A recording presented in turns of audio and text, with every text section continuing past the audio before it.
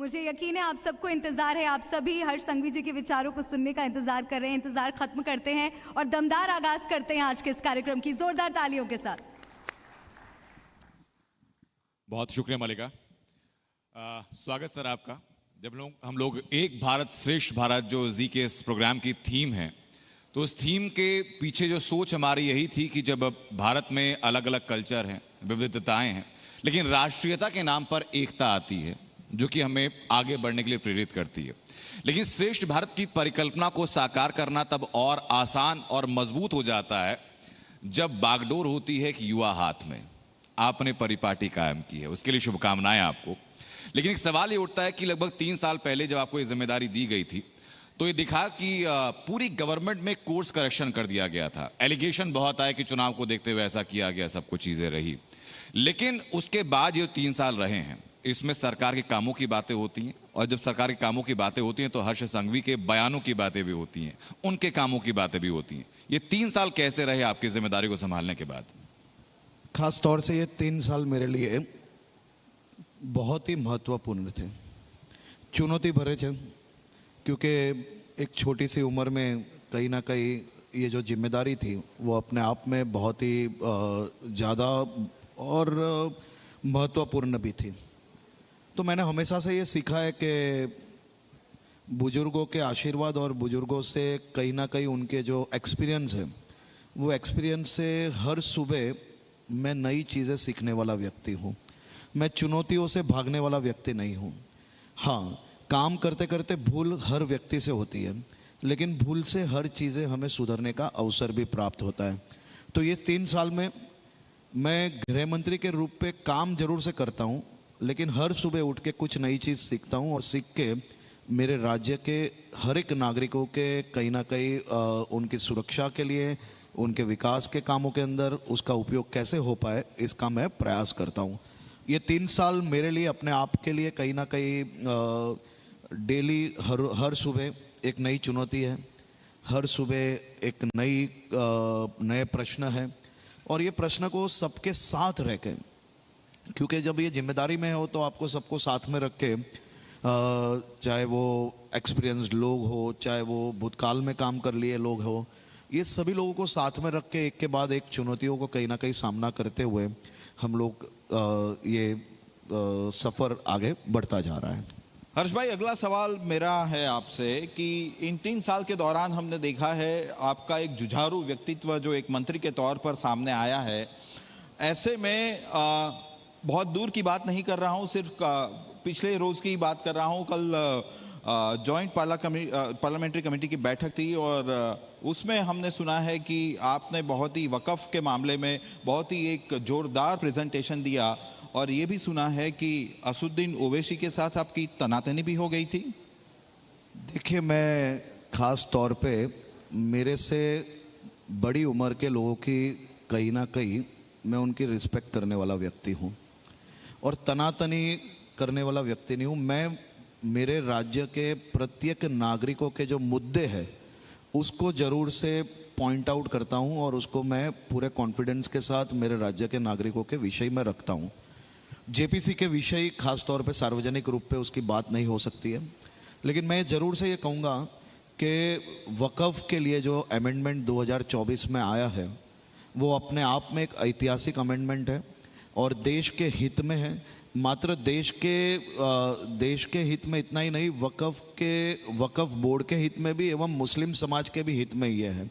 हमने खास तौर पे अमेंडमेंट के जितने भी बदलाव आए हैं वो बदलाव के अलग अलग मॉडस ऑपरेंडी के साथ कल प्रेजेंटेशन किया है।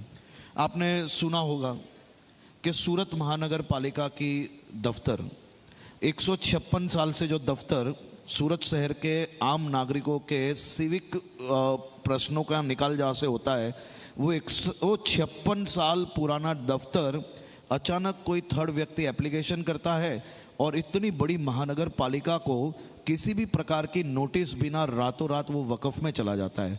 वक़फ़ बोर्ड उसको वक़फ़ प्रॉपर्टी में गिन लेता है। 10 साल तक मेरे शहर के आम नागरिकों ने रात दिन मेहनत करके जो पूंजी जमा की थी, वो पूंजी में से जो टैक्स भरा था, वो टैक्स के रूपे ये केस लड़ने के लिए हमें 10 साल तक कहीं ना कहीं वकीलों में उसका खर्चा हुआ। आज वो खर्चा कौन वापस देगा? इसी प्रकार से महसाना के एक भोगीलाल पटेल करके है, जो सालों से एक थिएटर चलाते थे। भोगीलाल पटेल एक मध्यम वर्गीय व्यापारी है। वो व्यापारी का कहीं ना कहीं फंडामेंटल राइट कहाँ गया? व्यापारी का थिएटर टूटता है रातों रात, इसको कोई भी नोटिस नहीं मिलती है और वो थिएटर वक्फ के नाम हो जाता है। आज भोगीलाल पटेल सालों से महसाना से अहमदाबाद हाईकोर्ट के चक्कर काट रहे हैं। कहीं ना कहीं उनकी भी सालों की पूंजी वक्फ बोर्ड के मात्र इस प्रकार के गैर जिम्मेदार वर्तन के कारण आज उनका पूरा परिवार कहीं ना कहीं उससे जूझ रहा है और बर्बाद हो गया है। इसी प्रकार से मेरे राज्य के आदिवासी भाइयों का राइट, रिजर्व जंगल फॉरेस्ट की जगह 6 एकड़ जगह रिजर्व फॉरेस्ट जंगल की जगह रातों रात वक्फ में ले ली जाती है। इतना ही नहीं, मुस्लिम समाज के हित में भी हमने बहुत ही महत्वपूर्ण पॉइंट रखा है। वक्फ बोर्ड की प्रॉपर्टी, जो भरूच डिस्ट्रिक्ट में वक्फ बोर्ड की रिजर्व प्रॉपर्टी थी, वक्फ बोर्ड के कुछ अधिकारी एवं कुछ लोगों ने मिलकर वो प्रॉपर्टी प्राइवेट बिल्डर को बेच ली। अभी प्राइवेट बिल्डर को तो उन्होंने प्रॉपर्टी बेच ली, वो इलीगल है, लेकिन प्राइवेट बिल्डर और वक्फ बोर्ड के लोग भले जेल में चले जाए, लेकिन मेरे राज्य के हजारों आम नागरिक जो कहीं ना कहीं विश्वास में आके, उनको तो पता नहीं है वक्फ की प्रॉपर्टी है, क्योंकि वक्फ तो कोई ऑनलाइन प्रॉपर्टी रखती नहीं है। वो प्रॉपर्टी जो आम नागरिकों ने खरीदी है, वो सालों से जो उनमें रह रहे हैं, आज उनकी प्रॉपर्टी डिस्प्यूटेड है, ना उनको बैंक लोन मिलती है, ना उनके कहीं ना कहीं प्रॉपर्टी क्लियर है। आज वो आम आदमियों की भूल क्या है? तो मेरा ये जरूर से मानना है कि वक्फ का ये जो अमेंडमेंट आया है, वो केंद्र सरकार, खास तौर पे मैं प्रधानमंत्री मोदी जी और गृह मंत्री अमित शाह जी को मैं और किरण रिजिजू जी को मैं अभिनंदन देता हूं, और मैं मेरे राज्य के सभी आम नागरिकों की ओर से उनको आभार भी मानता हूं कि इस प्रकार की मॉडस ऑपरेंडी मात्र गुजरात में नहीं, पूरे देश में हो रही होगी। हर्ष भाई, लेकिन इसमें एक प्रश्न आता है, ये आपका पक्ष हुआ वक्फ संशोधन बिल को लेकर के। असदुद्दीन ओवैसी का कहना यह है, और उनके साथी बहुत सारे हैं जो ये कह रहे हैं कि अगर संशोधन हो गया तो मुसलमानों का हक खत्म हो जाएगा, संशोधन हो गया तो संविधान की आत्मा खत्म हो जाएगी, सेक्युलरिज्म खतरे में पड़ जाएगा। ये परसेप्शन है जो पब्लिक डोमेन में डाल रहे हैं वो। देखिए, ये अमेंडमेंट से किसी का सेक्युलरिज्म खत्म नहीं होने वाला है, ना मुसलमानों का हित इसमें गंवाने वाला है। इसमें मात्र और मात्र कोई नुकसान है तो मुसलमानों के नाम पे राजनीति करके जीने वाले लोगों को नुकसान होने वाला है, क्योंकि कहीं ना कहीं इस प्रकार के लोगों को सहयोग करने वाले यही लोग हैं। मेरा बहुत स्पष्ट मानना है, अगर आप अमेंडमेंट देखोगे तो उसमें कहीं पे भी मुसलमानों के लैंड को, मुसलमानों के हित को खतरा कहीं पे भी नहीं है। खतरा किसको है? तो हर रोज कहीं ना कहीं समाज और ज्ञाति के नाम की राजनीति के बैनर लेके घूमने वाले लोगों को खतरा जरूर से है, लेकिन मेरे देश के आम नागरिकों को कोई नुकसान नहीं है जी। इस परसेप्शन को ताकत तब मिलती है सर जब खबर आती है। मैंने तो आपको मोडस ऑपरेंडी बताई। आप मुझे बताइए, भरूच जैसे केस के अंदर वक्फ की करोड़ों रुपए की प्रॉपर्टी ये लोग ने 2013 में कांग्रेस ने जो गिफ्ट में दिया है देश को, जो अमेंडमेंट 2013 में वक्फ का हुआ था, उसके कारण ये प्रकार की छूट मिल रही है। इसके कारण वक्फ में रहने वाले लोगों को कहीं ना कहीं वक्फ के नाम से, आप मुझे बताइए, गुजरात के अंदर 40,000 केसेस हैं। कितनी स्कूल्स खुली, कितने मुसलमानों के लिए हॉस्टल खुली, कितने मुसलमानों के लिए हॉस्पिटल बनाई गई। उसमें से वक्फ की प्रॉपर्टीज में से आप मुझे एक किस्सा दिखाइए। आप क्या बात कर रहे हो? पाकिस्तान मुसलमान बहुमती वाला देश है, टर्की मुसलमान बहुमती वाला देश है, मलेशिया मुसलमान बहुमती वाला देश है। उनके वक्फ के कायदे को आप देखिए, हम उनसे भी ज्यादा छूट कांग्रेस ने 2013 में भारत देश में दे ली। ये हालत बना के रखी है। ये कहीं ना कहीं मुसलमानों के लिए भी बहुत ही बड़ा खतरा है जी। ये भरूच का एक केस नहीं है, 2012 का कर्नाटका का केस देखिए, महाराष्ट्र के केसेस देखिए, मैं सिर्फ अनेक ऐसे केसेस ऐड करूंगा सर, एक लाइन बीच में ऐड करूंगा, पूरी बात आप मैं आपको सही बता रहा हूं। ये सभी नेता जो सेक्युलरिज्म की बात कर रहे हैं ना, सही में वो विषय नहीं है सर। सही में ये उनकी राजनीतिक अस्तित्व का विषय है कि वो कल उठ के इस प्रकार के लोग जो वक्फ में बैठ के कहीं ना कहीं जो मुसलमानों के हित का काम करने के बदले जो काम कर रहे हैं, जिनके कंधों पे ये लोग राजनीति कर रहे हैं, वो राजनीति कहां से करेंगे? वो उनके अस्तित्व का सवाल है। ये कोई भी ज्ञाति के अस्तित्व का सवाल पॉइंट नहीं है। मेरा है इसमें, एक पॉइंट ये कि इन परसेप्शन को ताकत तब मिलती है जब खबर ये आती है कि गुजरात के अंदर 108 मजार ऐसी हैं जिनको तोड़ दिया गया। एक आम मुसलमान जिसको नहीं पता कि संविधान में लिखा क्या है, या जिसको नहीं पता कि संशोधन में क्या होने वाला है, उसके दिमाग में भरना बहुत आसान है कि संशोधन अगर हो गया तो आज तो 108 मजारें टूटी हैं, कल को हो सकता है तुम्हारी मस्जिदें टूटने शुरू हो जाए। ये कौन बोल रहा है? ये कौन बोल रहा है? क्या ये आरोप किसका है? 108 मजारों का आरोप किसका है? असदुद्दीन ओवैसी के साथ साथ उनके साथ के तमाम नेता हैं सर, जो बातें करता हूं, और मीडिया रिपोर्ट्स भी। आप ओवैसी जी को पूछिए पहले हाँ, कि ये 108 मजारी उनको दिखी। मैं इसके लिए ही बोल रहा हूं कि ये लोग मात्र और मात्र मजहब के नाम की राजनीति करते हैं। वो 108 मजार कहां बनी थी? जो मेरे राज्य के आम नागरिकों के लिए, उनकी सुविधाओं के लिए जो जगह सुरक्षित रखी जाती है, वो जगह पे जाके मजार बनाई गई। मात्र मजार तोड़ी है। ये मात्र मजार का ही जिक्र क्यों करते हैं? डिमोलिशन मात्र मजार का नहीं हुआ है। इलीगल एंक्रोचमेंट को डिमोलिशन करना ये राज्य के सामान्य नागरिकों के हित का विषय है। ये जगह लोगों की सुविधाओं के लिए सुरक्षित रखी गई थी। आपका जहां मन किया था आप कुछ भी बना लो, ऐसे कैसे चलाया जाएगा? वो 108 मजार जूनागढ़ में जब तोड़ी गई थी, तब उसके साथ 8 छोटे छोटे मंदिर, मतलब डेयरी टाइप के मंदिर भी वहां बने हुए थे, वो भी टूटे थे। वो क्यों जिक्र नहीं किया उन्होंने? हर्ष भाई, एक आरोप, ये मजहब के नाम पे मात्र राजनीति करते हैं। इन्होंने कभी मजहब के लिए कुछ नहीं किया है। मैं स्पष्ट बोल रहा हूं, हर्ष भाई, मेरा स्पष्ट बयान है और मैं स्पष्ट आरोप लगा रहा हूं। ये मजहब के नाम पे कंधे पे बैठ के मजहब के लोगों को कहीं ना कहीं उनका डायरेक्शन भटकाने की कोशिश करने वाले लोग हैं। लेकिन रेशियो, एक second sir, ratio sir 8 versus और मैं 108 बहुत का है जो स्पष्ट बोल बताया रहा हूं। आपने। मैं दूसरी भी चीज बोलना चाहता हूं। ये 108 नहीं, अगर आप सरकारी जगहों पे कुछ भी बनाएंगे, ये सरकारी जगह कोई एक मजहब के लिए नहीं है। ये सभी समाजों के नागरिकों के हित में सुरक्षित रखी गई जगह है। उस पे अगर कुछ भी बनाओगे तो डिमोलिशन होगा और उसके लिए ही हम लोग यहाँ पे चुने गए हैं। कोई भी मंत्री, कोई भी सरकार की जिम्मेदारी है कि राज्य की जो जमीनें हैं उसको सुरक्षित रखनी है। इसीलिए अब यूपी की तर्ज पर गुजरात में भी बुलडोजर राजनीति शुरू हो चुकी है और एक ही समुदाय को टारगेट बनाया जा रहा है।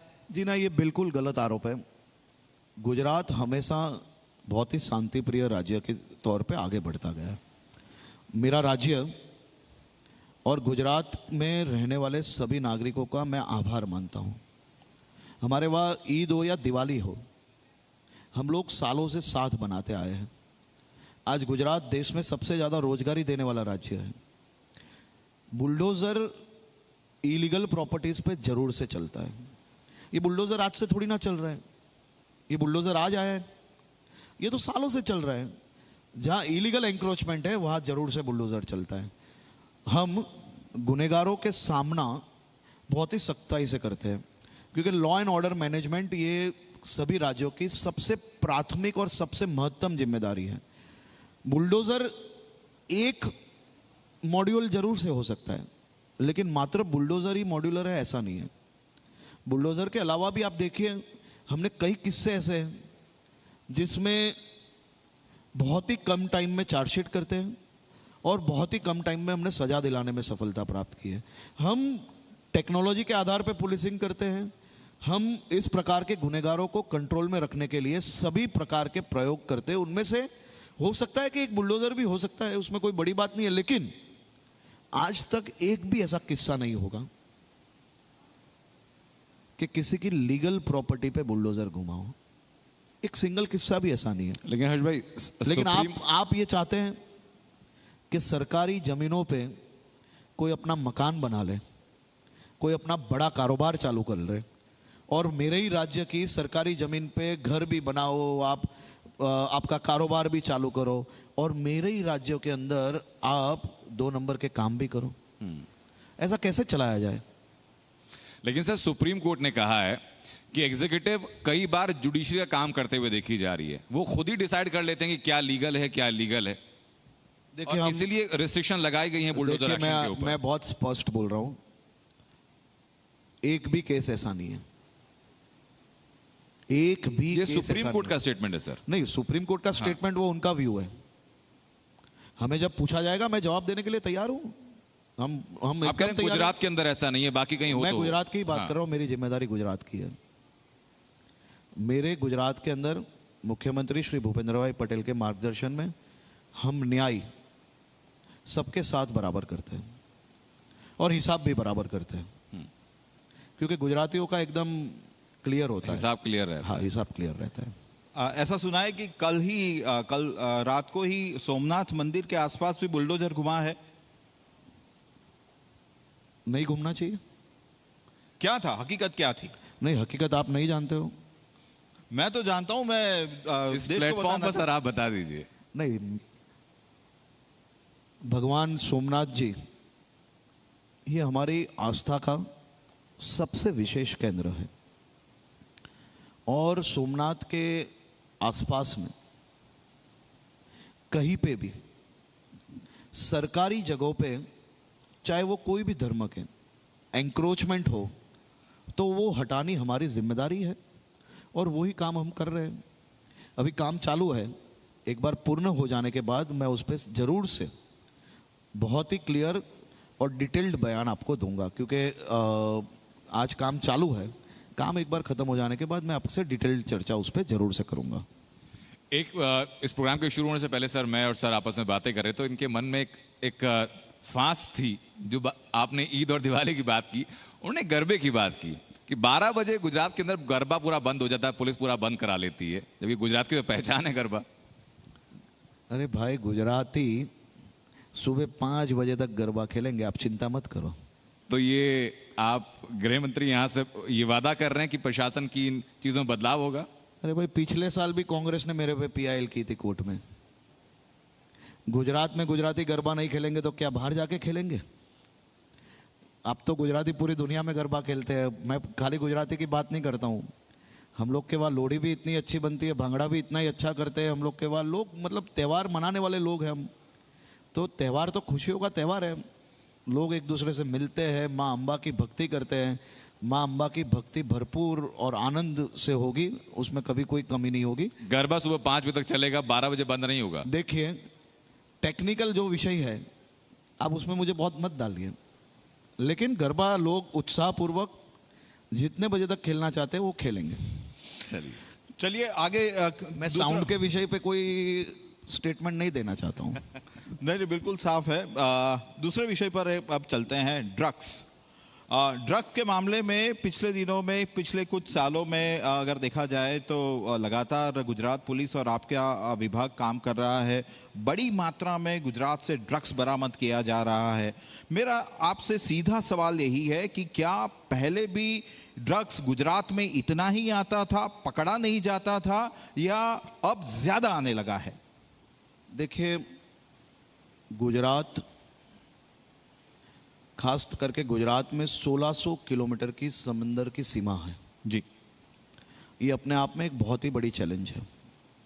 पिछले कुछ सालों में इंटरनेशनल आसपास की जो पड़ोसी देशों में जो चेंजेस आए, पॉलिटिकल चेंजेस जो आए, उसके बाद जिस प्रकार से ड्रग्स की तस्करी देश नहीं दुनिया भर में पड़ी है। और ड्रग्स का विषय ये कोई मात्र भारत देश का विषय नहीं है। आज दुनिया भर में ड्रग्स एक फैशन स्टेटमेंट बन गया है। आप वेस्टर्न कंट्रीज़ में देखिए, ड्रग्स लेना मतलब बहुत ही सामान्य विषय बन गया है। लेकिन फिर भी आज भी भारत देश कहीं ना कहीं इसमें बहुत ही सुरक्षित है। और उसमें भी गुजरात में तो हम लोग एक अभियान नहीं चला रहे, हम तो जंग लड़ रहे हैं ड्रग्स के सामने। ये 1600 किलोमीटर की समंदर की सीमा होने के बावजूद जो काम गुजरात पुलिस ने किया है अन्य एजेंसियों के साथ मिलके, ये अपने आप में एक बहुत ही श्रेष्ठ काम है। मैं ड्रग्स के मामले में किसी भी प्रकार की राजनीति में नहीं पड़ना चाहता हूँ, क्योंकि मैं ये मान रहा हूँ कि समाज के सभी वर्गों की ये एक बहुत ही महत्वपूर्ण जिम्मेदारी है कि ड्रग्स के सामने की लड़ाई में राजनीति नहीं, लेकिन संयुक्त रूप से समाज का ये दूषण हटाने के लिए हम सबको एक होकर लड़ाई लड़नी पड़ेगी, चाहे वो सरकार हो, विपक्ष हो, मीडिया हो या सामाजिक संस्थाएं हो।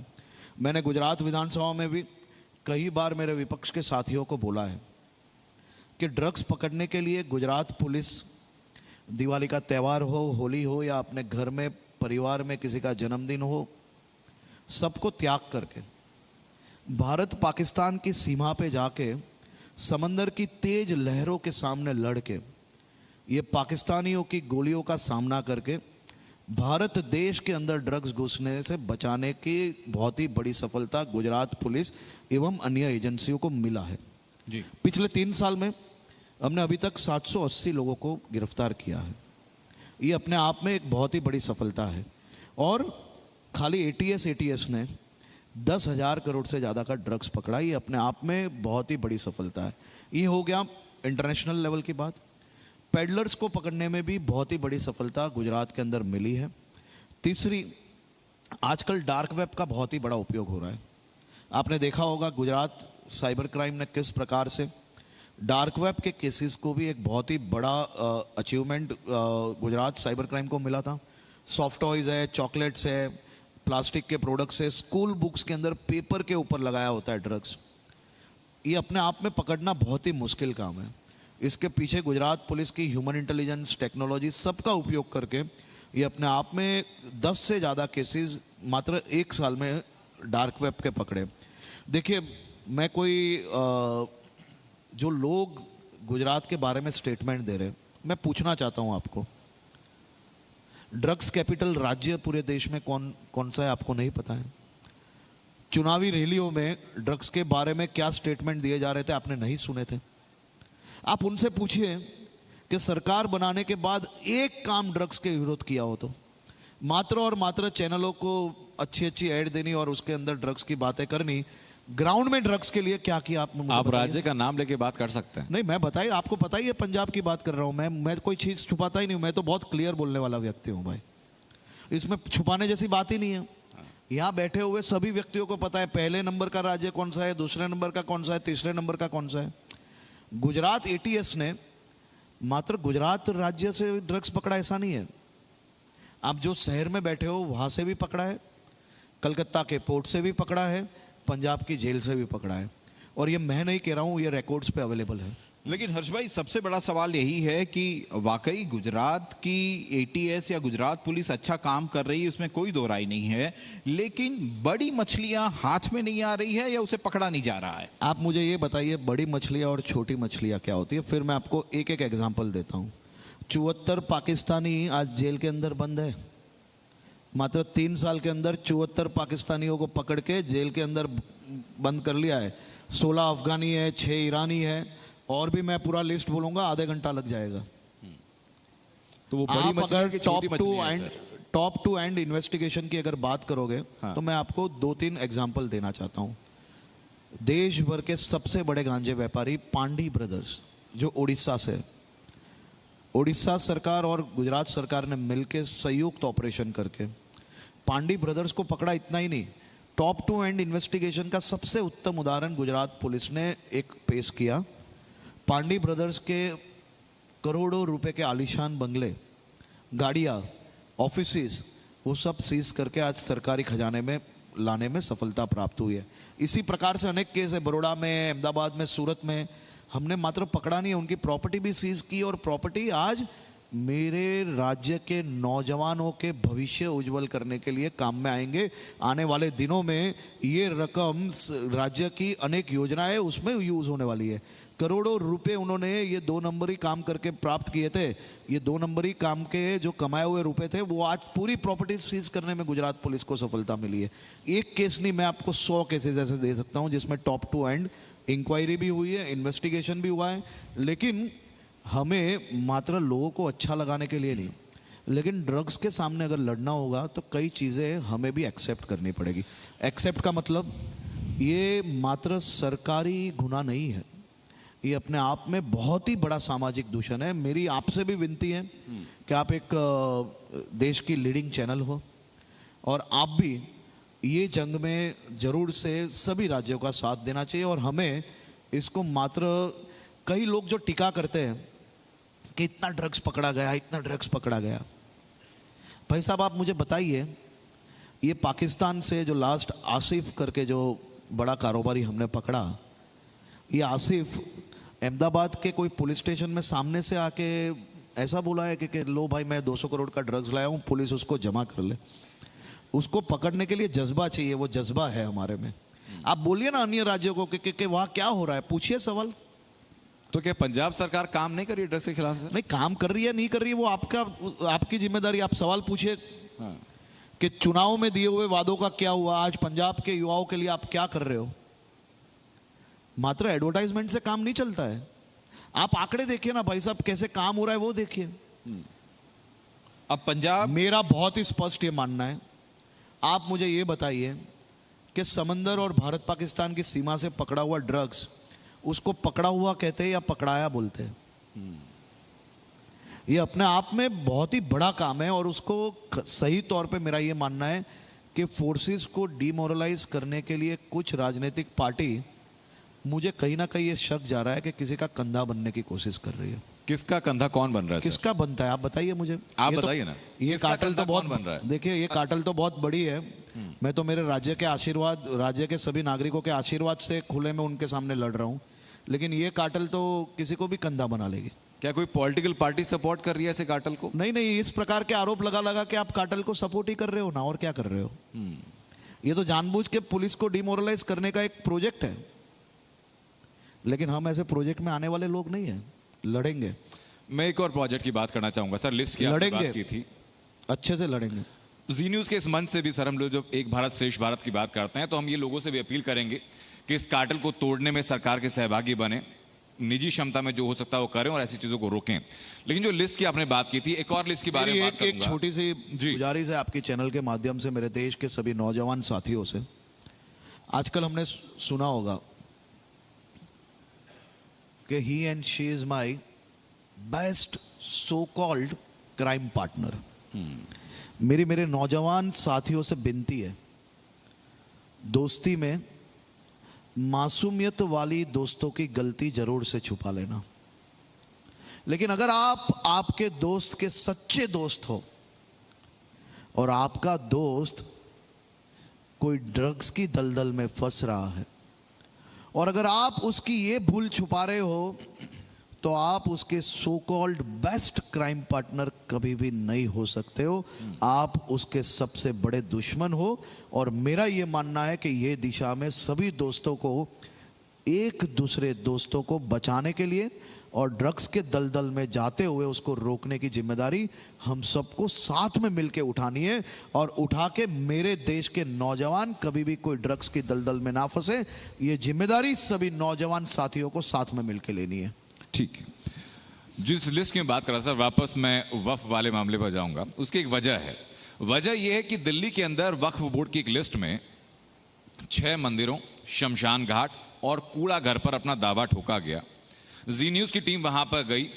वहां की कमेटी के जो लोग थे वो कागज लेकर तैयार हैं कि 80 सालों से हमारे पास ये जमीन है, सरकार से जमीन खरीदी थी, पिछली 5 पुश्तों के साथ हमारी ये जमीन है।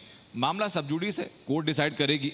लेकिन उन लोगों के पास सैकड़ों साल पुराने कागज हैं जिनके ऊपर वक्फ ने दावा ठोक दिया। ये केस स्टडीज हमारे पास जी न्यूज के पास हैं। क्या गुजरात में ऐसे केसेस आपके पास आते हैं? देखिए, मैंने जो आपको मॉडस ऑपरेंडी बताई, मैंने कल भी कई मॉडस ऑपरेंडीज जेपीसी के सामने भी रखी है। मेरा ये मानना है, मैं ये कहूँगा कि जी न्यूज़ चैनल मेरा है और कोर्ट मुझे अगर जी न्यूज़ चैनल दे लेती है, इस प्रकार की हालत वक्फ की अभी है। जी न्यूज़ चैनल मेरा है, ये दावा करना कोई प्रॉब्लम नहीं है, लेकिन कोई तो ऐसा होना चाहिए ना कि डॉक्यूमेंट्स चेक करे कि सही में जी न्यूज़ चैनल मेरी है या आपकी है।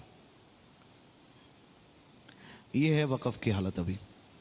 तो मेरा ये मानना है कि डॉक्यूमेंट्स अगर हो तो जरूर से उनको मिलेगा। अगर सही में डॉक्यूमेंट्स है तो फिर क्यों धरने का। ऐसे केस स्टडीज गुजरात के क्या क्या है? एक दो केस स्टडीज अगर आप जिस प्रकार से मैंने आपको भरूच के मैटर बताई, सूरत म्यूनिसिपल कॉरपोरेशन की बताई, जिस प्रकार से मैंने आपको भोगीलाल पटेल महसाना वाली मैटर बताई, इसी प्रकार से रिजर्व्ड फॉरेस्ट लैंड दाहोद की आपको मैंने मॉडस ऑपरेंडी बताई, इसी प्रकार से वडोदरा के एक छोटे से गांव के एक छोटे से परिवार की जो मैटर थी, सालों से पुरखाना उनकी ज़मीन थी, ना ज़मीन के कोई डॉक्यूमेंट्स चेक किए गए, ना कुछ नहीं, थर्ड व्यक्ति ने एप्लीकेशन की, रातों रात वक्फ के बोर्ड लग गए। अरे इससे ज़्यादा मैं आपको बताता हूँ, द्वारका का नाम तो आपने सुना ही होगा। जी। द्वारका राजा रणछोड़ राय का कृष्ण भगवान की नगरी है। और ये कृष्ण नगरी में आप सोचिए कि रास्तों पे, सरकारी जगहों पे इलीगल एंक्रोचमेंट हो जाते हैं। वो इलीगल एंक्रोचमेंट को अगर सरकार नोटिस दे रही है, नोटिस के साथ ही रातों रात वो प्रॉपर्टी वक्फ में चली जाती है। ये कहां का न्याय हुआ? न्याय नोटिस के बाद वक्फ ने दावा ठोक दिया वहां पर। नोटिस के बाद वक्फ ने दावा ठोक नोटिस दिया। के साथ ही दावा हो जाता है और रातों रात वक्फ की प्रॉपर्टी हो जाती है। क्योंकि 2013 में कांग्रेस ने ये देश को जो भेंट दी है, उसके कारण लाखों लोगों को, मैं इंडिविजुअल लोगों का भी बहुत नुकसान हुआ है, खाली सरकारी जगहों का हुआ ऐसा नहीं है। इंडिविजुअल लोगों का, मुस्लिम प्रॉपर्टीज जो वक्फ की प्रॉपर्टीज है उसको भी, सरकारी प्रॉपर्टीज को भी, और पूरे समाज के सिस्टम को भी हो रहा है। एक सवाल सर, लेकिन बीच में ये भी उठता है जो कि कॉमनली आजकल सोशल मीडिया से लेकर के हर जगह डिस्कस हो रहा है, और चूंकि आप कॉन्स्टिट्यूशनल पोस्ट पर हैं, बेहतर समझते भी हैं उस संगठन को, वक्फ होना ही क्यों चाहिए? क्या एग्जिस्टेंस जरूरी है? बाकी लोग जो कहते हैं कि भाई हिंदुओं के लिए कैसा कोई बोर्ड नहीं है, सिख, जैनिज्म या भारत में जितने भी धर्म हैं, किसी के पास ऐसा कोई बोर्ड, किसी बोर्ड के पास ऐसी शक्तियां नहीं है जैसी वक्फ के पास हैं। तो क्या एग्जिस्टेंस रहना जरूरी है संघीय ढांचे के लिए? जो लोग ये बोल रहे हैं वो अनुभव के आधार पे बोल रहे हैं। मैं ये मान रहा हूं, मैंने वक्फ अमेंडमेंट 2024 बहुत ही अच्छी तरह से डिटेल स्टडी किया। पिछले कई दिनों से मैंने एक एक कलम अच्छी तरह से स्टडी की है। मैं सभी लोगों को आश्वस्त करना चाहता हूं, ये अमेंडमेंट के बाद देश में किसी को भी, कहीं पे भी, किसी भी प्रकार का अन्याय नहीं होगा। यानी असदुद्दीन ओवैसी एलिगेशन लगा रहे हैं वो सही लगा रहे हैं? देखिए, वो ओवैसी जी की राजनीति आप अच्छी तरह से जानते हो, बराबर है। मैं तो ये मान रहा हूँ कि कहीं ना कहीं ये उनकी दुकान बंद ना हो जाए, उसके लिए ये विषय पे लड़ रहे हैं। ये समाज के लिए कोई लड़ने निकलने वाले लोग नहीं है, आप भूल मत करना। चलिए वापस अब तो बहुत जमीन से जुड़े हुए पत्रकार हो तो आप तो जानते ही होंगे अच्छी तरह से, लेकिन मैं ये स्पष्ट मान रहा हूँ कि ये खुद की दुकान ना बंद हो, इसके लिए ओवैसी जी ये सब हर रोज अलग अलग स्टेटमेंट दे रहे हैं।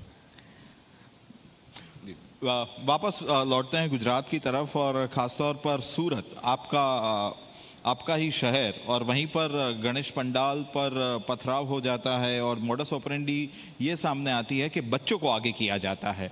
किस तरीके से आपने हैंडल किया, और आप खुद उस शहर में उस वक्त वहां मौजूद थे?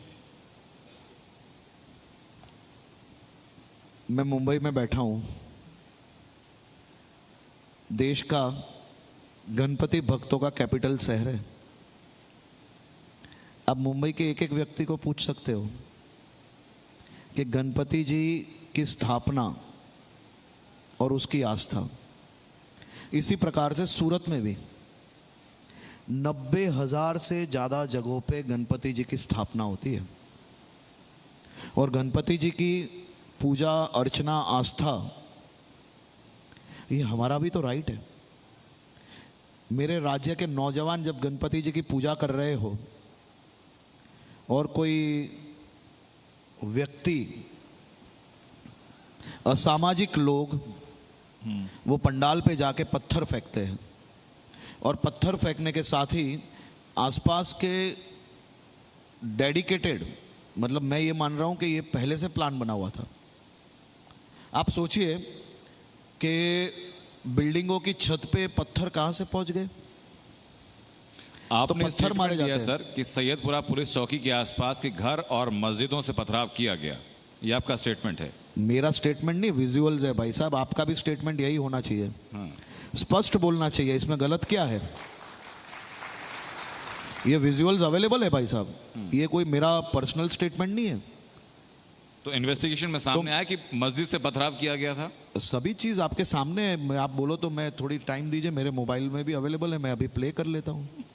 मतलब आप ये नहीं कहो कि मैं बोल रहा हूँ, आप भी कहिए, कभी कभी स्पष्ट बोलिए एकदम। तो मेरे राज्य के नागरिक जो गणपति जी की पूजा अर्चना करना वो उनका हक है, और पूजा अर्चना करते हुए लोगों पे पत्थर मारना ये कहाँ का न्याय है? आप ये क्यों ओवैसी जी को ये क्यों नहीं पूछते हो, मुझे ये बताइए। आपने कभी देखा है कि ईद के त्यौहार पे कभी कोई पत्थर मारा गया? देखा है आपने कभी? और गणपति जी के पंडाल पे पत्थर मारने वाले लोगों को कैसे छोड़ा जाए? जी हाँ, घटना मेरे ध्यान में आते ही मैं खुद वहाँ पहुँचा था। मैंने खुद ने वही पंडाल में आरती की थी, और साथ में मैंने मेरे शहर और राज्य के नागरिकों को यह भरोसा दिलाया था कि सूरज की पहली किरणों के जब आप दर्शन कर रहे होंगे सूरत शहर के नागरिक, उससे पहले मैं पत्थर मारने वाले एक एक लोगों को पकड़ के जेल के हवाले बंद करूंगा, और ये वादा सूरत पुलिस ने पूर्ण किया। और मैं ये मान रहा हूं कि पत्थर फेंकने वाले लोगों को बचाना ये अपने आप में सभी समाजों के लिए बहुत ही बड़ा घातक है। लेकिन ये मानसिकता क्या है छोटे सर, छोटे पत्थर बच्चे आप सोचिए, जिनकी उम्र मैदानों पे खेलने की है, पढ़ने की उम्र है, उनको इस प्रकार का जहर उनके दिमाग में डालना ये कहां का न्याय है? ये किस प्रकार से इस प्रकार की चीजें चलाई जाए? मैं मान रहा हूं कि सूरत शहर और राज्य के नागरिकों को न्याय जो देना था वो देना ही है, और न्याय देने के लिए रात को घर के ताले बंद हो गए थे, वो ताले तोड़ के एक एक को पकड़ के पुलिस स्टेशन में बंद किया है।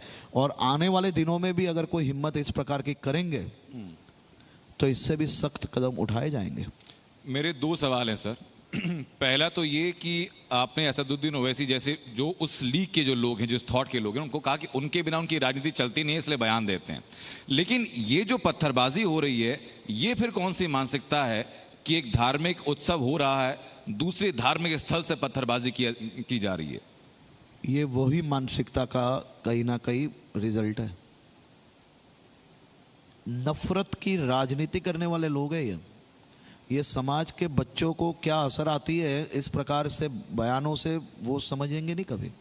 आपको लगता है कि पूरा एक नेक्सस की तरह काम कर रहा है? क्योंकि जी न्यूज़ पर हम लोगों ने देश के अलग अलग हिस्सों से रिपोर्ट दिखाई, जहां पर रामनवमी पर, दुर्गा पंडाल में, गणेश उत्सव पर जगह जगह पत्थरबाजी होती है, और सेम पैटर्न देखने को मिलता है। आपने ये सब जगह पे दिखाया, आपको कहीं पे भी ईद पे पत्थर मारते हुए विजुअल्स मिले कभी? कभी मिले है कभी? तो ये हम सबकी जिम्मेदारी है। मेरा ये मानना है कि आप रामनवमी, नवरात्रि, गणपति जी, आपको पता है इससे इकोनॉमी में कितना बड़ा असर आता है।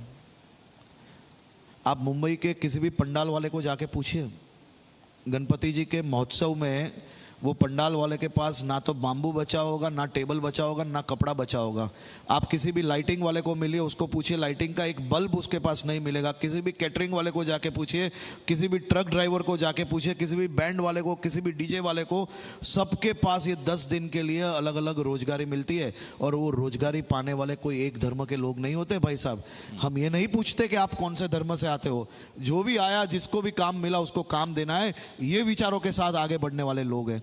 किस प्रकार से इस प्रकार के पत्थरबाजों को छोड़ा जाए? लेकिन उसके बावजूद भी आरोप यही लगता है कि हर संघवी एक ही समुदाय को हमेशा टारगेट करते हैं। देखिए भाई, मैं गुनहगारों का सामना करने वाला व्यक्ति हूं, वो जो भी समुदाय के हो। मैं किसी को अच्छा लगाने के लिए यहां नहीं बैठा हूं। मेरी जिम्मेदारी है, वो मैं काम कर रहा हूं। वो चाहे कोई भी समुदाय का हो, चाहे वो मुस्लिम हो, चाहे वो हिंदू हो। आप माइनॉरिटी से हो और अगर कोई गुनाह कर लो तो क्या वो गुनहगार नहीं होगा? ओवैसी अपने समाज के लिए बात रखेंगे तो वो राइट है, और मैं अगर मेरे समाज के बारे में बोलूं तो मैं मुस्लिम विरोधी हूं। ये किस प्रकार की सोच हो सकती है भाई साहब? मेरे समाज के नागरिकों को हक नहीं है, मैं उनके हक के लिए नहीं लड़ सकता हूं? उसका मतलब ये थोड़ी ना है कि मैं मुस्लिम विरोधी हो सकता हूं। मैं कतई नहीं हूं। लेकिन मैं ये जरूर कह रहा हूं कि अगर आप कोई भी गुनाह करोगे तो आपको मैं गुनहगार की नज़र से देखता हूँ और वही काम मैं करता हूँ। सर क्या हर्ष सांघवी हिंदुत्व का पोस्टर बॉय बनने की तरफ जा रहे हैं? जरा भी नहीं। मैं मेरे राज्य के विकास की राजनीति से हम लोग आगे बढ़ने वाले विचारों के साथ काम करने वाले लोग हैं। हम ये विचारों के साथ कतई काम नहीं करते और हमने कोई भी गुनाह बना हो तो उसके सामने इसी प्रकार से हम लोग काम करते हैं, क्योंकि मेरा राज्य लॉ एंड ऑर्डर में मानने वाला राज्य है। तो मेरा ये मानना है कि लॉ एंड ऑर्डर को कंट्रोल में रखने के लिए, उसको कहीं ना कहीं बनाए रखने के लिए, आप कभी भी कोई गुनहगार अगर मुस्लिम हो तो उस पर जो एक्शंस लिया है वही क्यों हाईलाइट करते हो? और भी कई गुनहगारों पे हम तो एक्शंस करते हैं, उसको कोई हाईलाइट क्यों नहीं करता है? उनको क्यों ये लोग जब बयान देते, जब आरोप लगाते तब वो क्यों नहीं देते? जी, तो हम लोग सेशन को बंद करने की तरफ आगे बढ़े हैं सर। उसके पहले दो चीज़ें क्लियर हैं कि पहली बात तो ये कि किसी भी संप्रदाय का हो, किसी भी धर्म का हो, व्यक्ति बख्शा नहीं जाए, गुनाहगार होता है। और दूसरा, गरबा 12 बजे तक चलेगा। ये दोनों वादे करते हैं आप? नहीं, आप मुझे ये बताइए। हाँ, मेरे गुजरात के सब गुजराती भाई बहन, अब तो गुजरात में मतलब गरबा तो इंटरनेशनल हो गया है, यूएन ने भी उसको रिकग्नाइज किया है। मेरे गुजरात के गुजराती भाई बहन गरबा गुजरात में नहीं खेलेंगे तो क्या बाहर जाके खेलेंगे? ठीक है सर। इसमें कोई सवाल मुझे ये लग रहा है कि ये सवाल ही कहाँ से आता है? ये सवाल सर यहाँ से आता है। हाँ, वो अच्छे सवाल लेके आते हैं। हर्ष भाई, एक दो सवाल और बाकी है, वो मैं एक रैपिड क्वेश्चन के फॉर्म में पूछना चाहूँगा। गुजरात में देखा गया है अक्सर आपके ऊपर जो हमला किया जाता है वो आपकी पढ़ाई को लेकर किया जाता है। हाल ही में ऐसा कहा गया कि आप 8वीं पास ही है और इस बात को लगातार उजागर किया जा रहा है, क्या जवाब देंगे? उनके डेटा गलत है, आरोप सही है। डेटा बिल्कुल गलत है। मैं कम पढ़ा हूँ, लेकिन आज भी मैं हर सुबह कुछ नई चीज़ें मेरे अपने लोगों के साथ सीखता हूँ। मेरे वहाँ जो माली रात दिन काम करते हैं उनके पास से भी सीखता हूँ, और जो आईएएस के साथ मेरे डिपार्टमेंट में मैं काम करता हूँ उनके पास भी सीखता हूँ। मेरे बुजुर्ग लीडर्स जिन्होंने गुजरात में भूतकाल के अंदर गुजरात को संभाला है उनके पास भी सीखता हूँ। गुजरात के प्रत्येक नागरिक जो मुझे मिलते हैं उनके पास भी कुछ सीखने का मैं प्रयास करता हूँ। मेरी पढ़ाई ज़रूर से कम है, लेकिन दिलचस्पी हर विषय में आज भी उतनी है। आप कोई भी विषय पे चर्चा करनी हो, जो लोग आरोप लगा रहे हैं उनको चाहे जो भी मैटर में डिस्कस करना है वो खुले स्टेज पे आके मेरे साथ डिस्कशन के लिए तैयार रहे। मैं तैयार हूँ, चाहे वो इकोनॉमी में बात करना चाहते हैं, चाहे वो विकास की बात करना चाहते हैं, चाहे वो टूरिज्म की बात करना चाहते हैं, मैं हर विषय में उनके साथ चर्चा करने के लिए तैयार हूँ। ठीक है sir, thank you so much Harsh Sanghavi ji, आपका इस मंच पर आने के लिए और जी न्यूज़ से इत्मीनान से बात करने के लिए, हर सवाल का जवाब देने के लिए बहुत शुक्रिया सर। तो हर्ष सांघवी जी ने हर सवाल का बेबाकी से जवाब दिया और जिस अंदाज के लिए वो जाने जाते हैं उसके आज हम सभी साक्षी बने। अब मैं मंच पर बुलाना चाहूंगी जी मीडिया के सीईओ करण अभिषेक सिंह जी को, जी मीडिया की तरफ से मोमेंटो प्रस्तुत करने के लिए। जोरदार तालियां हो जाएं हर्ष सांघवी जी के लिए। कई महत्वपूर्ण विषयों पर उन्होंने अपनी राय हमारे साथ साझा की, कई गंभीर विषयों पर उन्होंने अपनी राय हमारे साथ इस मंच पर साझा की। बहुत बहुत शुक्रिया हर्ष सांघवी जी आपका हमारे इस कार्यक्रम का हिस्सा बनने के लिए। तालियां बजती रहनी चाहिए। अभी तो आगाज हुआ है, अभी आगे कार्यक्रम में आपके लिए बहुत कुछ खास है।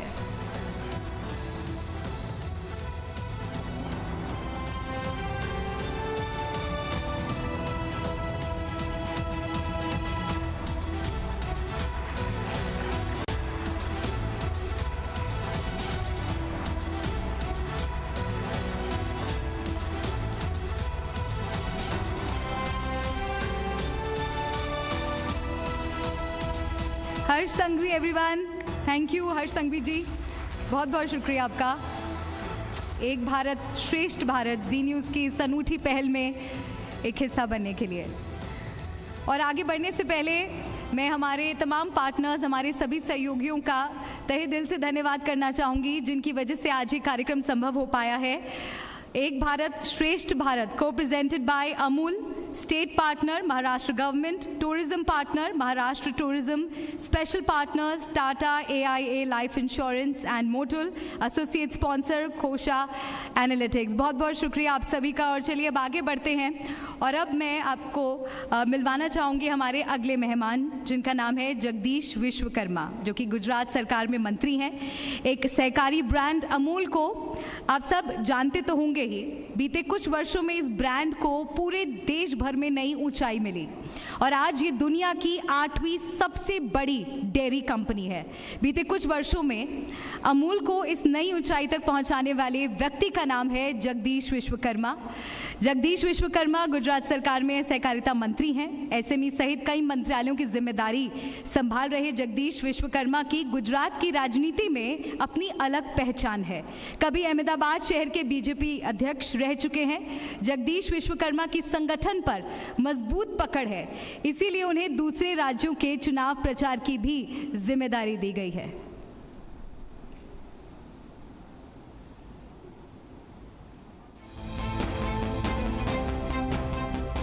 जगदीश विश्वकर्मा, जिन पर प्रधानमंत्री नरेंद्र मोदी और केंद्रीय गृह मंत्री अमित शाह आंख मूंद कर भरोसा करते हैं। गुजरात की भूपेंद्र पटेल सरकार में जगदीश विश्वकर्मा लगातार दूसरी बार सहकारिता और MSME मंत्रालय की जिम्मेदारी संभाल रहे हैं। उन्हीं के नेतृत्व में गुजरात के सहकारिता क्षेत्र में पशुपालन और कृषि विभाग में बड़े बदलाव हो रहे हैं। अमूल डेयरी का विस्तार और नेचुरल फार्मिंग में अमूल डेयरी का बढ़ता योगदान इन्हीं में से एक है।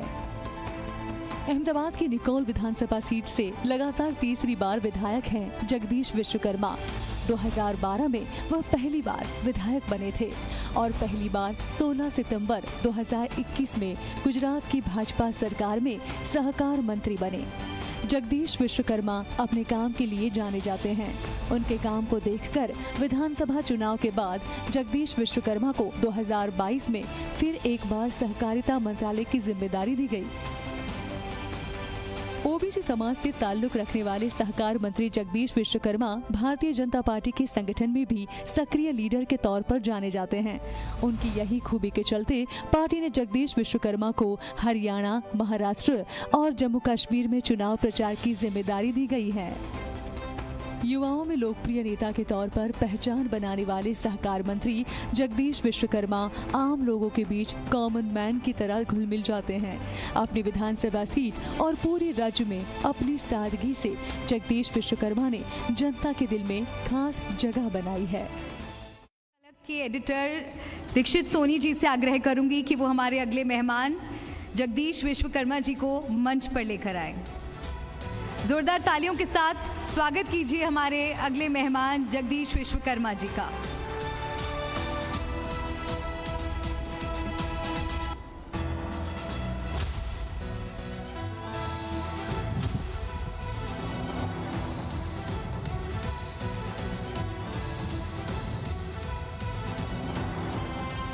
नमस्कार जगदीश भाई, आपका हमारी इस विशेष पेशकश में हार्दिक स्वागत है। और आप गुजरात के सहकारिता मंत्री के तौर पर एक अद्भुत काम कर रहे हैं और ख़ास तौर पर किसानों के लिए जो आप काम कर रहे हैं उस मुद्दे पर आज हम आपसे यहाँ पर चर्चा करना चाहते हैं। जगदीश भाई, बतौर मंत्री करीब 3 साल का समय आपको हो चुका है और सहकारिता मंत्री के तौर पर आपने अब तक कौन से ऐसे नए इनिशिएटिव्स लिए हैं जो राज्य सरकार के लिए और खास तौर पर किसानों के लिए काफी महत्वपूर्ण है? पहले तो मैं जी न्यूज़ का धन्यवाद करूंगा क्योंकि इस प्लेटफॉर्म का माध्यम से आज मुझे गुजरात के और पूरे भारत के युवाओं को ये जानकारी देने का मौका मिलेगा कि सहकारिता डिपार्टमेंट क्या है। लोग समझते हैं कि सहकारिता डिपार्टमेंट सिर्फ किसानों के लिए है जी, सिर्फ मिल्कमैन के लिए, ऐसा नहीं है जी। सहकारिता डिपार्टमेंट करीबन सरदार वल्लभ भाई पटेल साहब ने आज़ादी के तुरंत ही इसकी नींव रखी थी। अनफॉर्चुनेटली देश के जिस रीति राजनीति थी उस राजनीति के लेकर अलग से मंत्रालय बनना नहीं बन पाया, मगर मोदी जी का धन्यवाद करूँगा आज के दिन कि मोदी जी ने केंद्र के अंदर सेंट्रल में अलग एक कोऑपरेटिव डिपार्टमेंट ओपन किया। उसकी जिम्मेदारी अमित भाई शाह जी को दी गई और अमित भाई शाह जी ने कोऑपरेटिव डिपार्टमेंट को 360 डिग्री चेंज करने का प्रयास किया है। उसी तरह गुजरात के अंदर माननीय भूपेंद्र भाई की सरकार के अंदर उनके नेतृत्व में काफ़ी अच्छे इनिशिएटिव्स हम लोगों ने लिए हैं। पूरा कोऑपरेटिव डिपार्टमेंट ऑनलाइन कैसे हो जी, उस तरह से हमने जोड़ने का प्रयास किया है। कोऑपरेटिव डिपार्टमेंट के अंदर जितनी भी त्रुटियां थी उसको करेक्ट करते करते, जैसे एपीएमसी सेगमेंट है तो आज 224 एपीएमसी आज पूरे गुजरात के अंदर है। मोर देन 86,000 जितनी हाउसिंग सोसाइटीज गुजरात के अंदर, यानी 1,75,00,000 से ज़्यादा लोग आज कोऑपरेटिव के साथ जुड़े हुए हैं। तो सबको एक प्लेटफॉर्म के माध्यम से कैसे लाया जाए, ये करने का प्रयास हमने इस 3 साल में किया है। इतने सालों के बाद कहीं ना कहीं टेक्निकली यानी एक्ट वाइज जो बदलाव लाने होते हैं वो लाने का प्रयास किया। हाउसिंग सोसाइटीज़ में हैं तो करीबन 36,000 जितनी हाउसिंग सोसाइटीज़ हैं, तो उनके rules and regulations, transfer fee जो आज तक नियमों के नहीं होने के कारण जो सोसाइटी के चेयरमैन्स वगैरह हैं उनके कहीं ना कहीं दबाव रहते थे, तो उसको रेगुलाइज करने का काम हम लोगों ने किया है। और जितनी भी कोऑपरेटिव सोसाइटीज़ है, एपीएमसी है, डेयरी सेगमेंट है, सबसे ज़्यादा पूरे देश के अंदर आज कोऑपरेटिव का मॉडल गुजरात के अंदर काफ़ी अच्छा है। मगर चुनाव के दरमियान वहाँ काफ़ी दिक्कतें आती है, तो चेंज करने का प्रयास भी हम लोगों ने किया है। यानी सारी की सारी चीज़ें एक क्लिक से अंदर मिल जाए और जितने भी चैलेंजेस आज तक आई है वो सारी चैलेंजेस को हमने एक्ट के रूप में या रूल्स के रूप में बदलने का प्रयास हम लोगों ने किया है। सहकारिता क्षेत्र किस तरीके से किसी भी राज्य और देश के विकास में एक अहम योगदान दे सकता है, आपका क्या मानना है? एकदम सही बात कही आपने। मैंने पहले ही कहा कि अमित भाई शाह साहब ने 360 डिग्रीज कोऑपरेटिव को बदलने का प्रयास किया है। एक ही माध्यम ऐसा है कि जहां सबसे ज़्यादा लोगों को हम जोड़ सकते हैं। जी, आज देश के करीबन 13 करोड़ से ज़्यादा लोग सहकारिता माध्यम से जुड़े हुए हैं। अगर किसी युवा को नया बिजनेस करना हो, मैं आपको एक एग्जांपल दूंगा, आपके सामने सारे मीडिया के यहाँ जितने भी फ्रेंड्स बैठे हैं, कि हमारा मोरबी का मॉडल देख लीजिए आप। मोरबी की जो सिरामिक इंडस्ट्रीज हैं, उस सिरामिक इंडस्ट्रीज पूरे विश्व के अंदर हम एक्सपोर्ट करते हैं। तो वो इंडस्ट्रीज के अंदर का उनका रोल मॉडल क्या है कि भी एक इंडस्ट्रीज है मगर उसके अंदर करीबन 10, 15, 20 जितने पार्टनर्स हैं, तो सारे के सारे पार्टनर्स अर्निंग करते हैं। सेम मॉडल ये सहकारिता का है कि सहकारिता में कोई भी एक व्यक्ति अर्निंग नहीं करता है। जितने लोग उनके साथ जुड़े हुए हैं वो सारे के सारे लोग सहकारिता के माध्यम से, तो उनका सबका डेवलपमेंट होता है। तो मेरे ख्याल से ये काफ़ी अच्छा मॉडल है। आने वाले दिनों के अंदर ये युवाओं को अपनाने वाला मॉडल है। तो ये मॉडल की जो हम लोग बात कर रहे हैं, तो मॉडल में मुझे ऐसा लग रहा है कि सामान्य लोगों अच्छी तरीके से इस मॉडल को समझ सके, उसके लिए अमूल का एक उदाहरण हम ले सकते हैं कि अमूल किस तरीके से इस मॉडल में पूरे देश की आज सेवा कर रहा है और अमूल मॉडल है वो किस तरीके से कार्यरत है। करीबन 77 साल के पहले अमूल की नींव रखी थी सरदार वल्लभ भाई पटेल ने। जी, तब सिर्फ 10 लोगों की एक मंडली बनी हुई थी और 10 लोग, गांव के लोग मिल भराते थे। आज मुझे प्राउडली एज अ गुजराती और सरकार के मंत्री होते मुझे कहने अच्छा फर्क होगा कि करीबन per day 31 millions per day का 31 millions milk Gujarat Amul collect करता है और गांव से कलेक्ट करता है। करीबन 36 लाख फार्मर्स मिल्क भराते हैं और पर डे का जो डेयरी माध्यम से हम पर डे का 150 करोड़ से ज़्यादा ऑनलाइन पेमेंट वो फार्मर्स के जेब में जाता है। और अमूल का टर्नओवर है करीबन $10 बिलियन यानी 80,000 करोड़ से ज़्यादा अमूल का टर्नओवर है, वो सारा का सारा पैसा आज गांव के किसानों के जेब में जाता है। दूसरी बात कहूँ, अमूल के पूरे देश के अंदर मोर देन 50,000 से ज़्यादा स्टोर्स अवेलेबल हैं। जो गुजरात की प्रोडक्ट हो, मुंबई का हो या यूपी के अंदर डेयरी हो, सारे के सारे जगह यानी किसान का दूध सिर्फ मिल्क के रूप में ना रहते हुए 50 से ज़्यादा डिफरेंट काइंड्स की प्रोडक्ट्स आज अमूल 50 से ज़्यादा देशों के अंदर एक्सपोर्ट भी कर रहा है। यानी इसका मतलब ये हुआ कि अमूल पूरे देश को दूध पिलाता है। ऐसा 100% कह सकते हैं। अमूल पूरे देश को तो दूध दे ही रहा है, बाकी और कंट्रीज के अंदर भी 50 से ज़्यादा कंट्री के अंदर अमूल आज एक्सपोर्ट भी कर रहा है।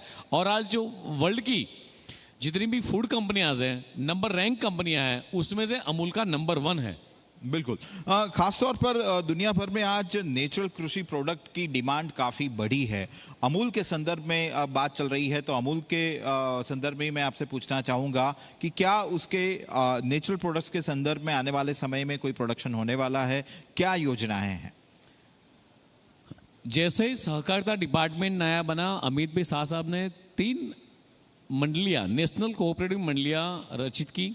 उसमें एक्सपोर्ट मंडली भी रचित की है। देश की सारी जितनी भी पैक्स है वो उसकी मेंबर रहेगी। इसके साथ साथ जो भी फार्मर नेचुरल फार्मिंग करेगा, तो फार्मर अपनी प्रोडक्ट बेचने कहाँ जाएगा, उसका मार्केटिंग कहाँ करेगा, उसको अच्छे नाम कहाँ पर मिलेंगे। तो यही सोचकर अमित भाई साहब ने ये मंडली का फाउंडेशन किया। और आज अमूल, सबसे पहले अमूल का नेचुरल फार्मिंग का आटा हमने सेल किया। आज अमूल खुद ही जितने फार्मर्स की सारी नेचुरल फार्मिंग की जितनी प्रोडक्ट्स हैं वो अमूल के ब्रांड से हम लोग आज पूरे देश के अंदर और एक्सपोर्ट भी कर रहे हैं। रिसेंटली बात हुई मेरी अमूल के एमडी से, तो उन्होंने कहा कि more than 8 lakh metric ton का ऑर्डर्स अमूल को मिला है।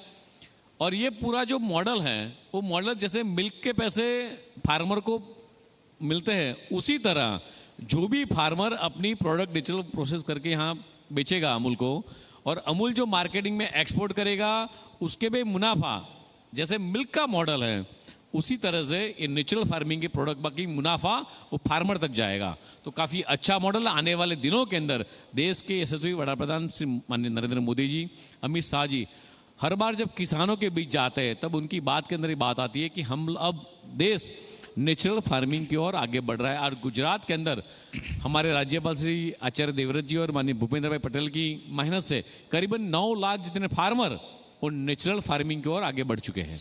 आपने एक शब्द का जिक्र किया आपकी इस बात में, पैक्स। पैक्स यानी प्राइमरी एग्रीकल्चरल क्रेडिट सोसाइटीज।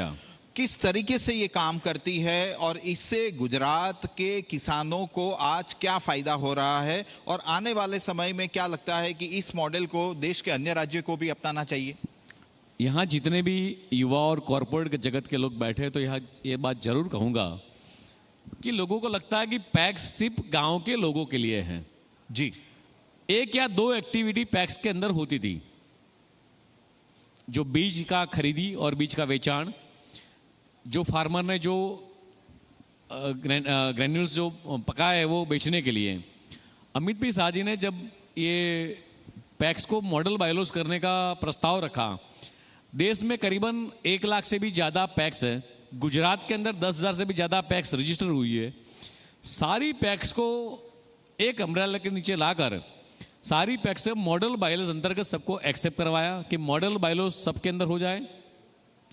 उसके बाद देश की सारी पैक्स कंप्यूटराइज करने का निर्णय केंद्रीय सहकारिता मंत्रालय ने किया है। सारी पैक्स को गांव के अंदर जितनी भी पैक्स है, सारी पैक्स को कंप्यूटर, हार्डवेयर, प्रिंटर सारे दिए जाएंगे। गुजरात में ये शुरू हो चुका है और देश के कई और राज्यों में भी शुरू हो चुका है। साथ साथ पैक्स जो पहले 2 काम करती थी, अब करीबन 20 से ज़्यादा एक्टिविटी एक पैक्स करेगी। जैसे कोई भी पैक्स अनाज ले पाएगी, अनाज बेच पाएगी, कुछ भी बीज, दवाइयाँ, जन औषधि केंद्र खोल पाएगी, पेट्रोल पंप कर पाएगी, गैस के सिलेंडर बेच पाएगी। गांव के अंदर एयर टिकट, रेलवे टिकट का बुकिंग होगा, कुछ भी लाइट बिल, टैक्स बिल वो कलेक्ट कर पाएंगे। ऐसी 20 से ज़्यादा एक्टिविटी गांव की एक पैक्स करेगी। तो उससे क्या फ़ायदा होगा कि गांव के किसान को तहसील लेवल तक या डिस्ट्रिक्ट लेवल तक जाना नहीं होगा और गांव के अंदर ही अपनी एक्टिविटी होगी। साथ में इससे रोजगार की तकें बढ़ेगी। अगर किसी को मेडिसिन लेनी हो तो मेडिसिन वो तहसील लेवल तक जाना नहीं होगा, वो गांव के अंदर ही मिलेगी। इससे यानी पूरे देश में समझिए, अभी अमित भाई शाह साहब की यानी केंद्रीय सहकारिता मंत्री की जो ड्राइव है कि हर गांव के अंदर एक पैक्स होनी चाहिए जी, तो इसको युवाओं को रोजगार भी मिलेगी और आने वाले दिनों के अंदर जो सारी एक्टिविटी जो तहसील और डिस्ट्रिक्ट लेवल पर जानी पड़ती थी वो बंद होगी। करेक्ट।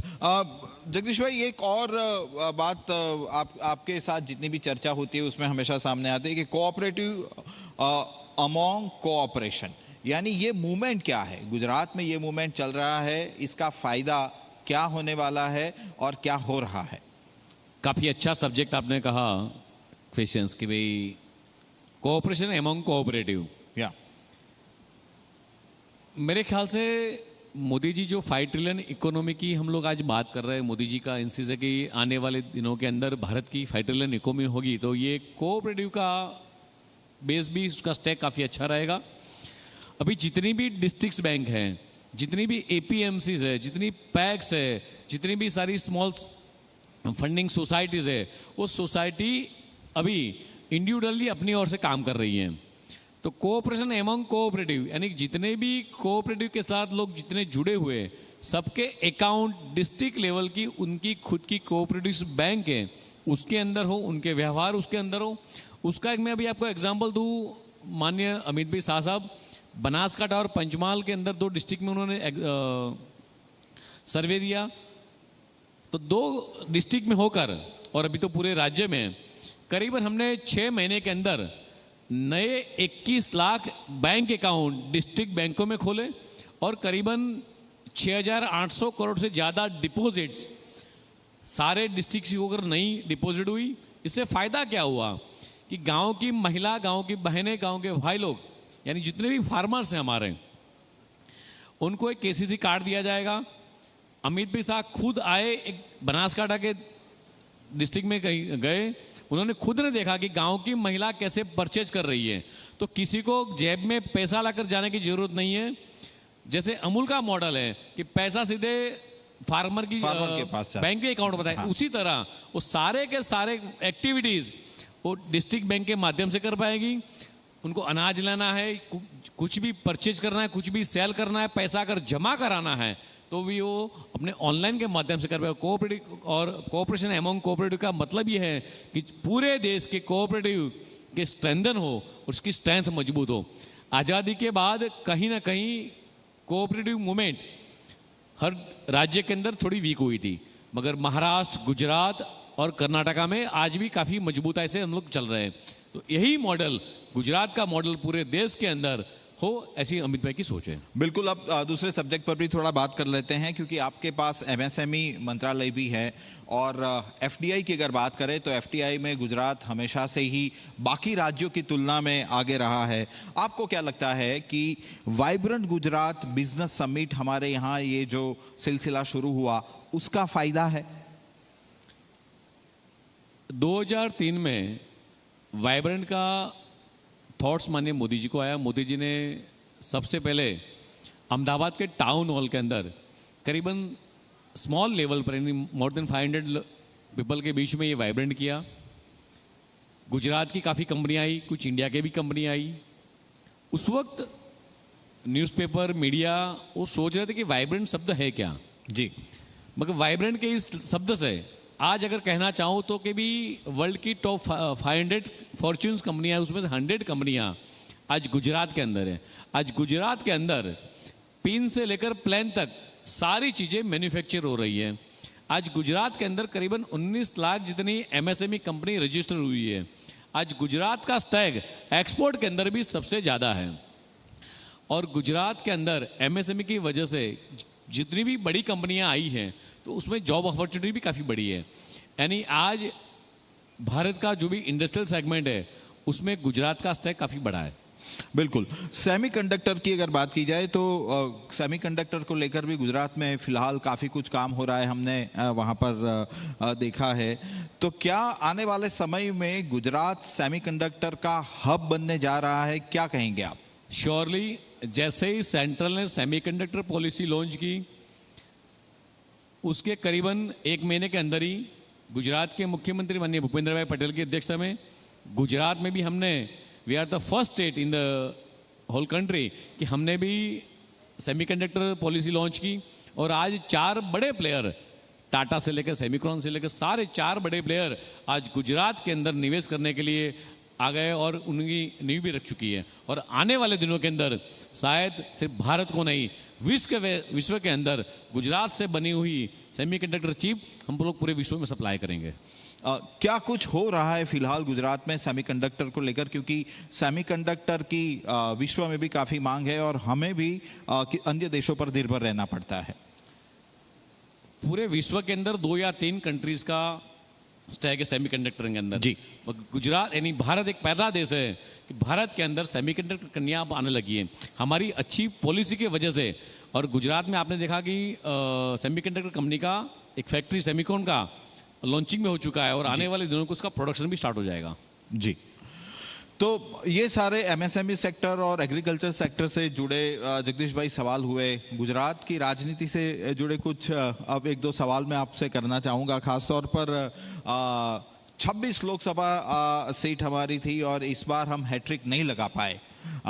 जैसे कि आप जानते ही हैं कि ज्ञानीबेन ने 1 सीट जीत ली और उसके बाद अब 25 सीट लोकसभा की आपके पास है। और राहुल गांधी ने भी अब कहीं ना कहीं इस जीत के बाद कहा है कि आने वाले विधानसभा चुनाव में कांग्रेस की जीत होने वाली है और एक बार फिर से कांग्रेस पूरे दमखम के साथ गुजरात में खड़ी हो चुकी है। किस तरीके से आप इसे काउंटर करेंगे और खास तौर पर लोकसभा के चुनाव में 1 सीट जाने के बाद अब कैसे देख रही है कांग्रेस की चुनौती को? देश के 140 करोड़ जनता ने 2 मॉडल देखे, एक भ्रष्टाचार का मॉडल देखा और एक विकास का मॉडल देखा। नरेंद्र मोदी जी से लीडर के अंतर्गत 10 साल के अंदर जो भारत का विकास हुआ है, विदेशों में पहले कोई प्रधानमंत्री जाते थे तो उनको कोई पहचानता नहीं था, हमारा रैंक दूसरी या तीसरी लाइन में रहता था। आज पूरे विश्व के अंदर वैश्विक लीडर के रूप में नरेंद्र मोदी जी उभर के आए हैं। यही बताता है कि नरेंद्र मोदी जी का जो विकास का रोल मॉडल चला है। चुनाव हार जीत की एक अलग बात है, कांग्रेस क्यों जीती, कांग्रेस क्यों हारी, भाजपा क्यों जीती, भाजपा क्यों हारी, मगर देश के 140 करोड़ जनता ने विकास का मॉडल अपनाया है। और मुझे जिस तरह हमारे पास जैसा नेतृत्व है, विजनरी लीडरशिप है और विकास की बात लेकर और एकात्मता मानववाद यानी गांव के छोटे से छोटे के आदमी की चिंता करना, ये मोदी जी का स्वभाव रहा है, भारतीय जनता पार्टी की सरकार का स्वभाव रहा है। तो मुझे लगता है कि आने वाले दिनों के अंदर अभी जो फिलहाल इलेक्शन जहां चालू है और आने वाले गुजरात के लिए मुझे कोई चैलेंज लगते नहीं है। निकाय चुनाव आने वाले हैं गुजरात में बहुत ही जल्द, तो निकाय चुनाव का क्या असर रहेगा? हालांकि लोकसभा चुनाव के बाद निकाय चुनाव है, किस तरीके से इसका इंपैक्ट आप देखते हैं, क्योंकि कांग्रेस अब पूरी तरीके से राज्य में सक्रिय हो चुकी है? हम लोग हर बार कहते हैं डबल इंजन सरकार जी, सेंट्रल में भी हम हैं, गुजरात में भी हम हैं और गुजरात की जितनी भी नगर पालिका, महानगर पालिका, सब जगह भारतीय जनता पार्टी का भगवा लहरा रहा है। उसका रीज़न क्या है? तो उसका रीज़न यही है कि प्रजा हम पर ट्रस्ट करती है और वो ट्रस्ट पर हम लोग खरे उतरते हैं। हर बार जब जब इलेक्शन हुआ तो एक्सपेक्टेशन पब्लिक कहाँ रखेगी? तो एक्सपेक्टेशन वहीं पर रखेगी जहाँ पर उनको ट्रस्ट है कि भाई ये भाजपा वाले काम करके देंगे। माननीय भूपेंद्र भाई, माननीय नरेंद्र भाई, माननीय अमित भाई, वो लोग पता है उनको कि यही लोग काम करने वाले हैं, उन्हीं पर उनको हम पर ट्रस्ट है, तभी बार बार वो हमको चुनकर लाती है।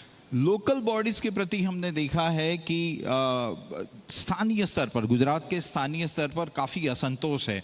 मान लेते हैं कि राज्य सरकार की ओर से जो काम किया जा रहा है वो सब ठीक है, लेकिन लोकल बॉडीज के प्रति लोगों में असंतोष ज़्यादा दिख रहा है, उसको कैसे आप काउंटर करेंगे?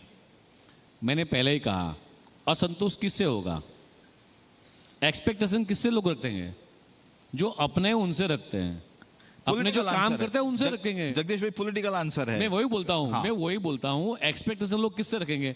जो अपने हैं, जो काम करते हैं उन्हीं से। जो काम करते ही नहीं है आज तक कांग्रेस ने क्या किया 70 साल के अंदर वो सब जानते हैं। तभी भाजपा बार बार चुनकर आती है, तभी देश के अंदर तीसरी बार एनडीए की नरेंद्र मोदी जी की सरकार आई। और गुजरात के अंदर आज करीबन 25 साल से हम लोग जीत रहे हैं। नगर पालिका और महानगर पालिका क्यों हम लोग जीत कर आ रहे हैं? ड्यू टू क्योंकि हम लोग काम कर रहे हैं, प्रजा के बीच में जाते हैं। आज भारतीय जनता पार्टी का छोटा से बड़ा कार्यकर्ता हो, कोई भी बड़ा लीडर हो, मगर वो बीच में जाने के लिए शर्माता नहीं है। हम ग्राउंड पर जाकर काम करते हैं, प्रजा के बीच में रहने वाले कार्यकर्ता है। जगदीश भाई, एक आखिरी सवाल मैं आपसे करना चाहूँगा। आप खुद ओबीसी समाज को बिलोंग करते हैं और गिनीबेन ठाकुर ने ओबीसी समाज से भी वो भी आते हैं। उन्होंने एक हाल ही में एक पत्र लिखा था और उन्होंने कहा था कि ओबीसी समाज की कुछ ही ज्ञातियों को ओबीसी का लाभ मिल रहा है और बाकी की जातियों को लाभ नहीं मिल रहा है। किस तरीके से जवाब देंगे आप उनके इस पत्र का? इसका जवाब मेरे ख्याल से मुझसे अच्छा जनता आने वाले दिनों में देगी, गैनीबेन को या कांग्रेस के लीडर्स राहुल गांधी को। मैं आपको आपके माध्यम से एक सवाल पूछना चाहता हूं कि राहुल गांधी को अगर भारत के लिए कुछ भी कहना हो तो भारत की धरती पर रहकर क्यों नहीं कह सकते हैं? अगर उनको कुछ कहना है, भारत के लिए अच्छा बुरा कुछ भी कहना है, तो हमारे सामने आकर चर्चा क्यों नहीं करते हैं? क्यों उनको बार बार विदेश की धरती का सहारा लेना पड़ता है? इतना सवाल आप गैनीबेन को पूछ लीजिए कि गैनीबेन आप आपके लीडर से एक बार पूछ लीजिए कि आपको विदेश की धरती पर क्यों जाकर के कहना पड़ता है और कब तक आप ज्ञातिवाद की राजनीति को आगे बढ़ाएंगे? सरदार वल्लभ भाई पटेल ने 563 रजवाड़ा जब एक किया, उसका मकसद क्या था? कि पूरा देश एक होकर जिए। आपका स्लोगन है एक भारत श्रेष्ठ भारत। अगर इसके लिए सोचेगा तो एक भारत श्रेष्ठ भारत होगा कब? ज्ञातिवाद के दायरे से अलग होकर क्या हम अलग सोच नहीं सकते? गैनीबेन और उनके जो जितने भी लीडर्स हैं, ये कब तक एक ज्ञातिवाद की राजनीति करेंगे? अंदर बीच के जो अंग्रेजों ने जो राजनीति की थी हमारे रजवाड़ाओं के बीच, वही राजनीति आज कांग्रेस के पास कुछ नहीं है। ना विकास की बात है, ना लीडरशिप की बात है, ना विजन है। और भारतीय जनता पार्टी के पास विजन है, लीडर्स है, सब कुछ है। और आज भी गैनीबेन हो या राहुल गांधी हो, आज भी ज्ञातिवाद के मुद्दे पर राजनीति कर रही है। सबसे बहुत बड़ी दुख की बात है। राहुल गांधी ने दावा किया है कि आने वाला विधानसभा चुनाव कांग्रेस जीतने वाली है और आए दिन अब वो गुजरात में भी दौरा करने लगे हैं और भारतीय जनता पार्टी को चुनौती दे रहे हैं। क्या जवाब है? कोई भी पॉलिटिकल पार्टी का लीडर्स हो, उसको दौरा तो करना पड़ता है जी। अगर जीते होते राहुल गांधी जी तो इस बार ही जीते होते थे, समझ लो। और उन्होंने जो जितनी भी सीट्स आई है वो 100 में से 99 नहीं आई है। तो उनको ये कॉन्फिडेंट होना चाहिए कि मैं कितनी बार पास हुआ और कितनी बार फेल हुआ और आगे भी कितनी बार मैं फेल होने वाला हूं। ये सोचकर उनको आगे चलना चाहिए और सोचकर ये स्टेटमेंट उनको कहना चाहिए। आपका बहुत बहुत धन्यवाद जगदीश भाई। आज आप हमारे एक भारत श्रेष्ठ भारत के मंच पर जुड़े और ख़ासतौर पर गुजरात के कोऑपरेटिव सेक्टर पर आपने जो बातें बताई है, मुझे लगता है आने वाले समय में हमारे किसानों के लिए काफ़ी लाभदायी साबित होंगी। थैंक यू वेरी मच जी। और अब मैं मंच पर बुलाना चाहूँगी कमलेश सुतार जी को, एडिटर 24 तास। जगदीश विश्वकर्मा जी, आपका बहुत बहुत शुक्रिया, इस मंच पर आप आए और आपने अपने विचार हमारे साथ साझा किए। तालियां बजती रहनी चाहिए।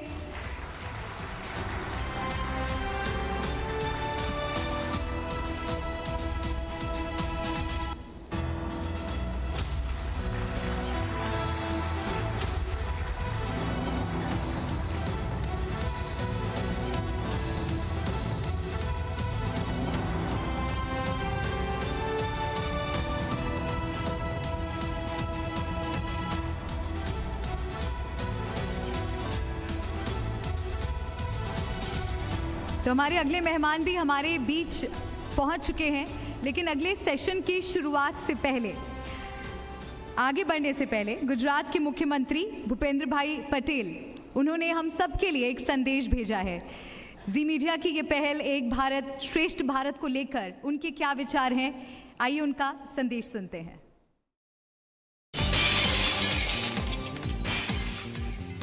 तो नवरात्रिમાં ખેલૈયાઓ માટે સૌથી મોટા ખુશીના સમાચાર ઝી 24 કલાક પર નવરાત્રિમાં ખેલૈયાઓ માટે આ સૌથી મોટા સમાચાર ગૃહ રાજ્યમંત્રી હર્ષ સંઘવીનું ગરબા પર સૌથી મોટું નિવેદન ગુજરાતમાં આખી રાત ગરબા રમી શકાશે સવારે 5 વાગ્યા સુધી ગરબા રમી શકાશે કોંગ્રેસે પાછલા વર્ષે મારા પર ગરબાને લઈને પીઆઈએલ કરી હતી ગુજરાતમાં ગુજરાતીઓ ગરબા નહીં રમે તો ક્યાં રમશે હવે તો આખા વિશ્વમાં ગરબા રમાય છે લોકોને જેટલા વાગ્યા સુધી ગરબા રમવું હોય તેટલા વાગ્યા સુધી રમી શકે છે તો જે તમામ ખેલૈયાઓ છે તેમના માટે આ ખુશીના સમાચાર હવે કોઈ ટાઈમ લિમિટ નહીં રહે જેટલા વાગ્યા સુધી તે લોકો ગરબા રમવા ઈચ્છતા હોય તેટલા વાગ્યા સુધી તે લોકો ગરબા રમી શકશે